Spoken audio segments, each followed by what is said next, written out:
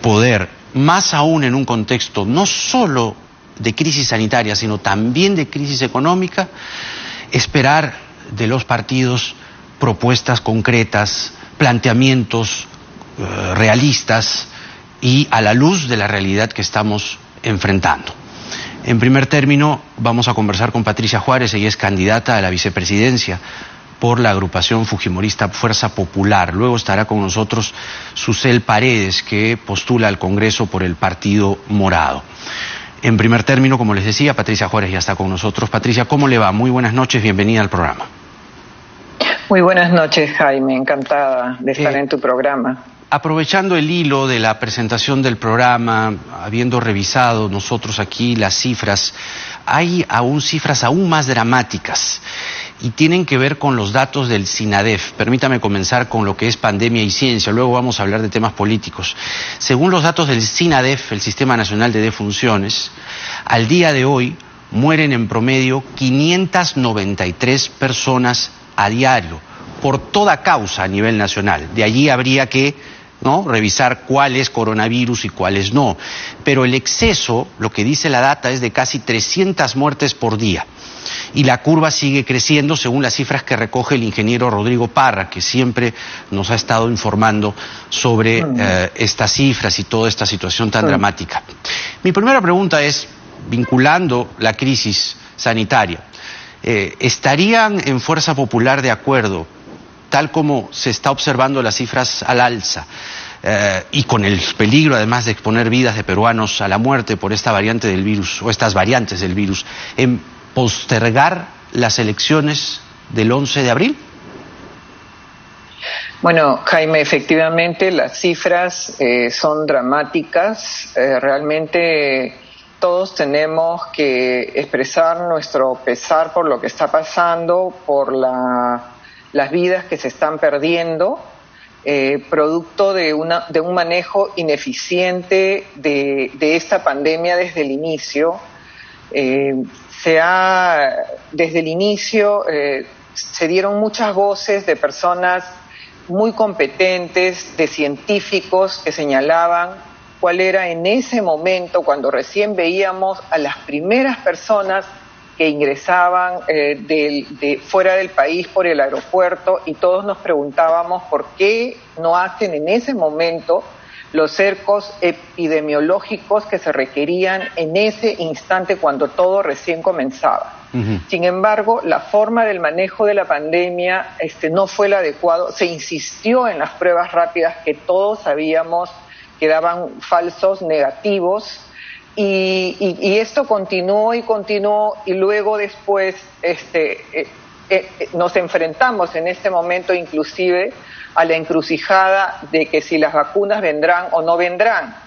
Yo he llegado inclusive a sostener que el hecho que las vacunas, que no se haya llegado a un acuerdo respecto a las vacunas, es un hecho de repente intencional, porque lo que se quería es fomentar una situación como la que estamos viviendo en este momento.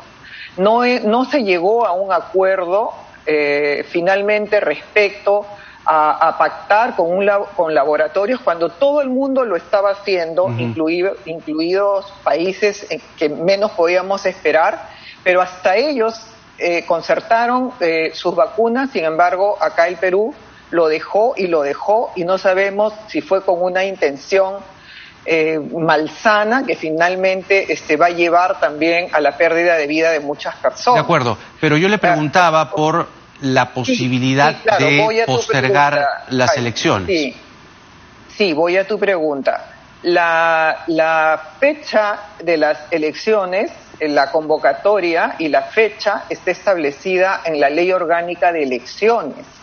El artículo 16 señala que el segundo domingo del mes de abril se llevan a cabo las elecciones generales cada 5 años, excepto los casos establecidos cuando hay convocatoria de elecciones anticipadas, que por otras razones, que son razones de carácter político. Estas no son las razones. Yo creo que el cronograma electoral, siendo ya un proceso ya convocado, debe darse necesariamente cuidando la salud de las personas.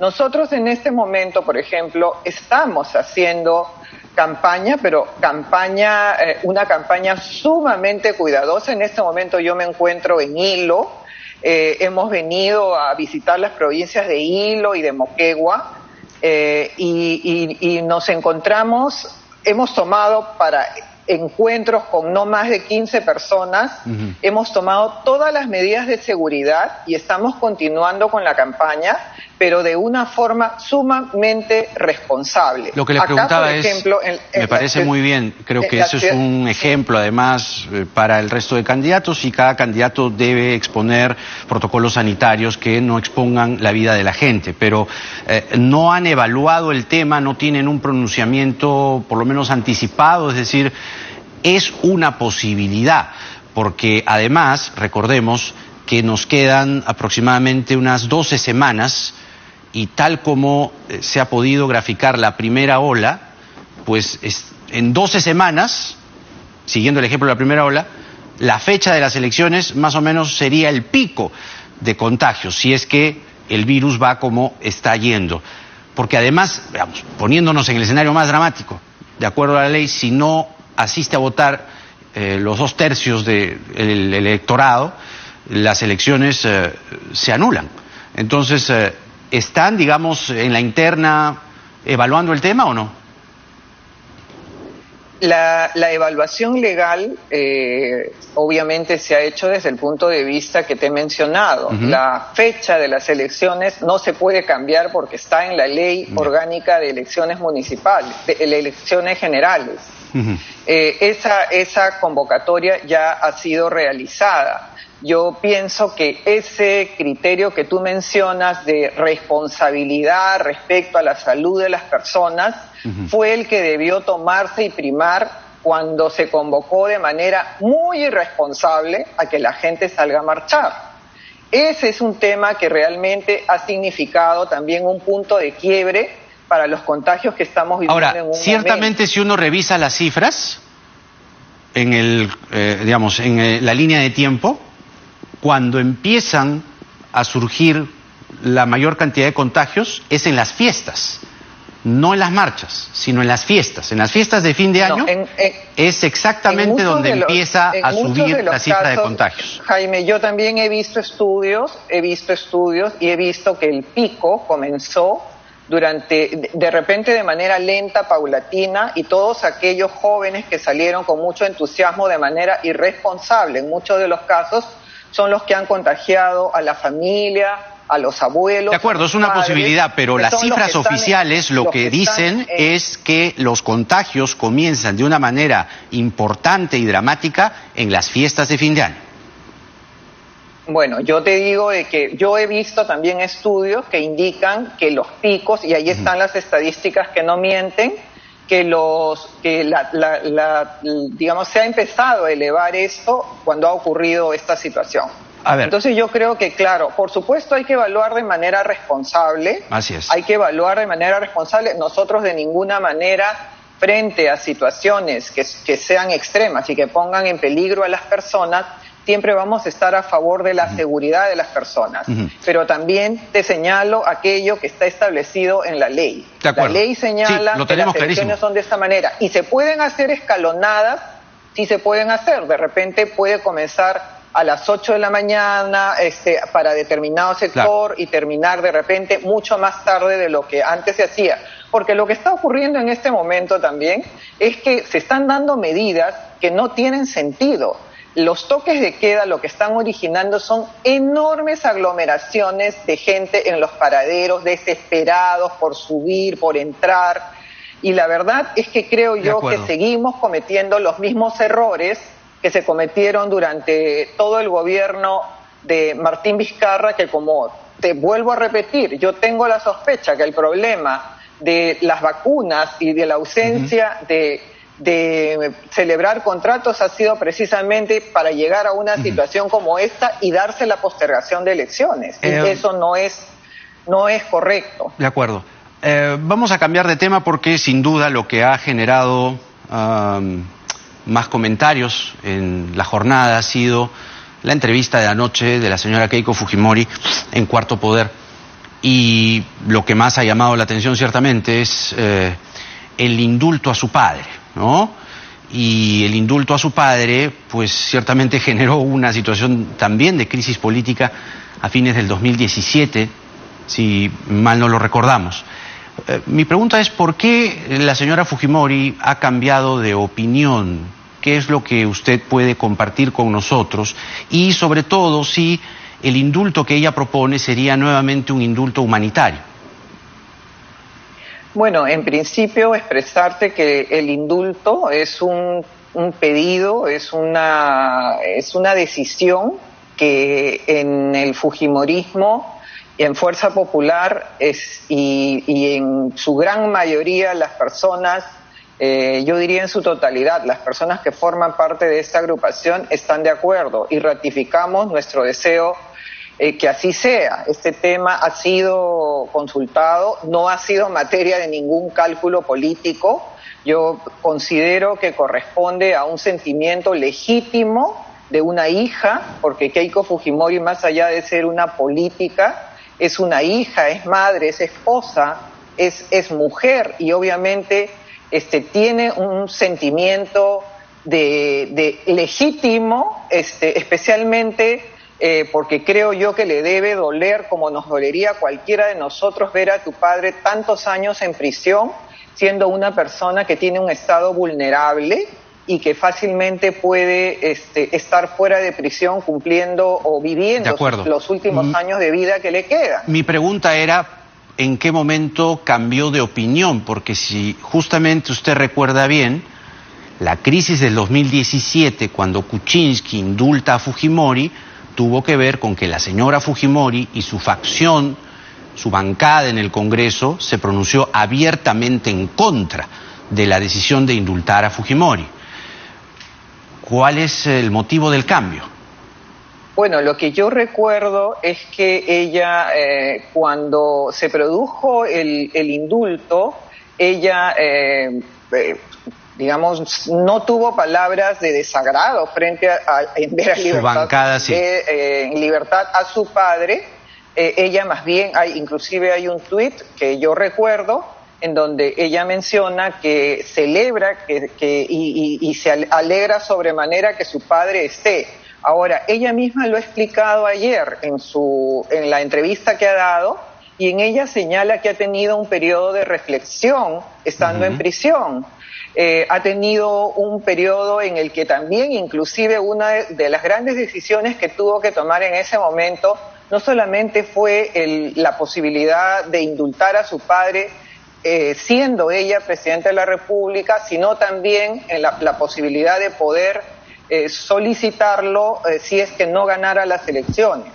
En ese sentido, lo que ella ha sostenido es que ha pasado por este periodo importante de reflexión, y ha considerado que eso es lo que corresponde en este momento. Le preguntaba si era un indulto humanitario el que pediría la señora Fujimori.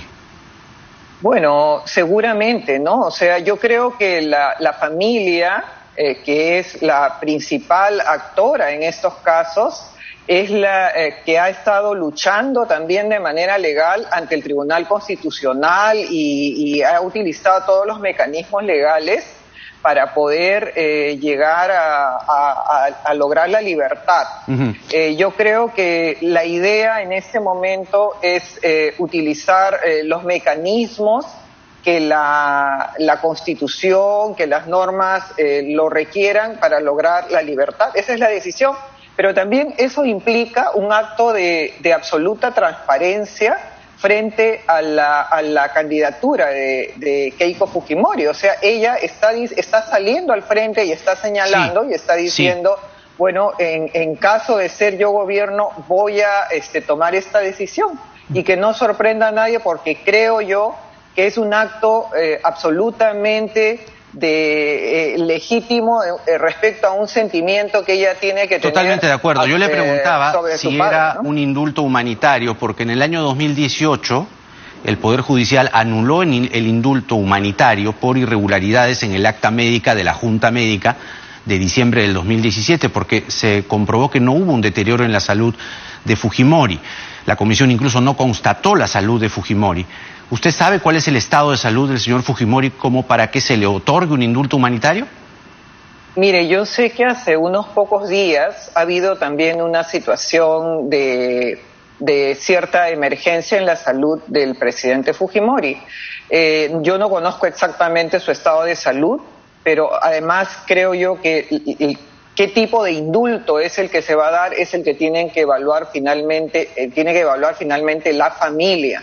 La familia es la que tiene que decidir, pero definitivamente, yo vuelvo a repetir, este es un acto de sentimiento de una hija hacia su padre, y creo yo que es legítimo y debe ser valorado como tal.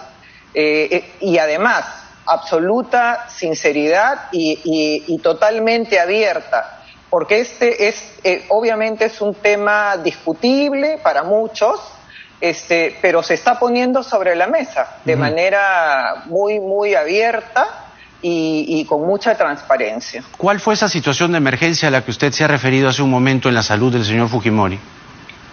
Bueno, yo tuve conocimiento hace digamos serán 4 o 5 días, no recuerdo exactamente, pero que sí había tenido un problema de salud y que el doctor Aguinaga pretendió ingresar y que fue impedido. Lo leí en un tuit, o sea, no lo he visto yo de manera expresa, no he estado yo presente en la situación, pero sí lo he leído así, y también pregunté y me dijeron que sí, estaba con cierto deterioro en su salud. Pero si el deterioro es en este momento, en tiempo presente, ¿por qué no se pide entonces un indulto, si es potestad presidencial, a este gobierno, al gobierno del señor Sagasti? ¿No le parece? Seguramente, claro, es una posibilidad. La familia es quien tiene que tomar la decisión. Es un tema que compete estrictamente al ámbito familiar.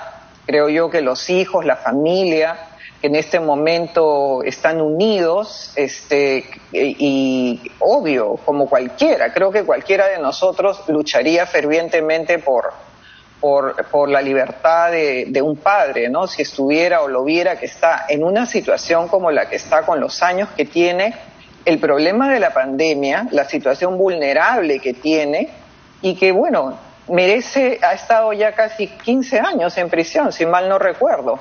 Entonces creo que merece tener una vida en libertad el poco tiempo que seguramente le queda de vida, ¿no? Dado su precario estado de salud.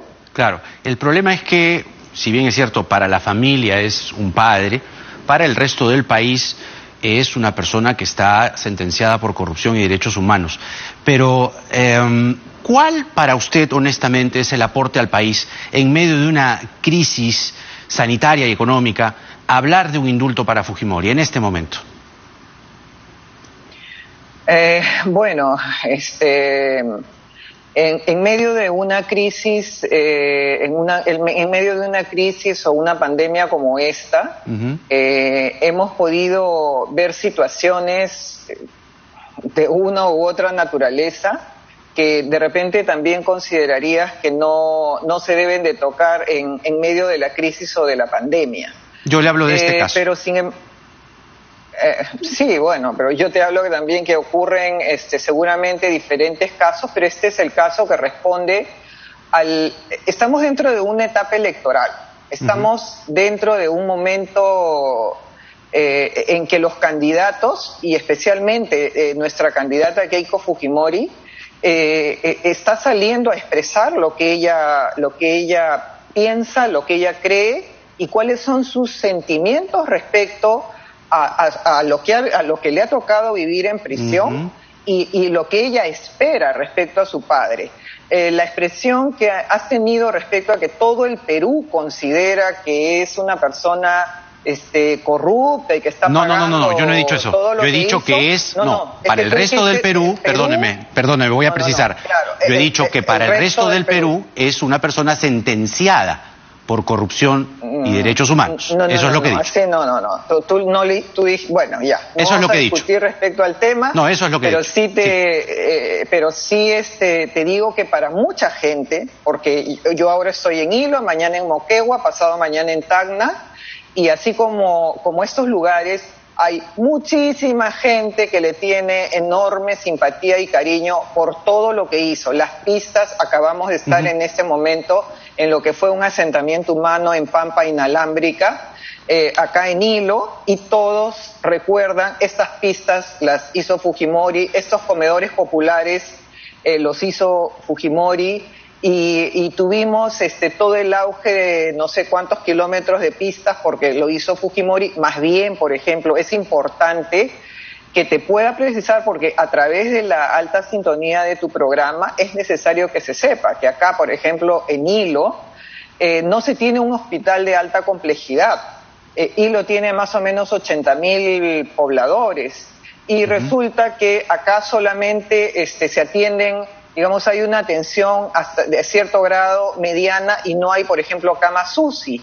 Entonces, cuando están muriendo acá a un número de 10 personas, 12 personas, 17 personas, ¿y qué es lo que ocurre? Que cada vez que hay un enfermo de COVID tienen que ir hasta Moquegua, o tienen que ir en alguno de los casos trasladados yo le preguntaba para conseguir una cama UCI. Yo le preguntaba cuál es el aporte en este momento. Es decir, hay un país con una crisis sanitaria y una crisis económica, y los casos de coronavirus además están subiendo dramáticamente. Mi pregunta concreta era, ¿cuál es el aporte para esta situación que enfrentamos todos los peruanos, todos, a hablar del indulto a Fujimori en este momento? Bueno, y yo no vería la razón por la cual no se puede hablar de un tema como este. Es cierto que la atención prioritaria, no solamente para el gobierno, debería de ser las atenciones de salud, sino también la reactivación económica, que no estamos viendo, porque lo que se está viendo en este momento es que este gobierno dice: yo soy un gobierno de transición, y no se está haciendo no se está tocando ningún tema fundamental.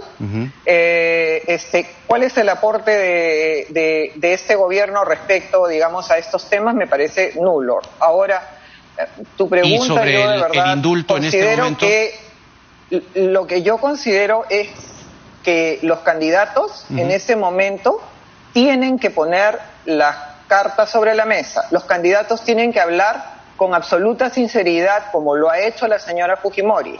Ella ha expresado una voluntad, un sentimiento, y ella es una candidata presidencial, y como tal tiene derecho a expresarse.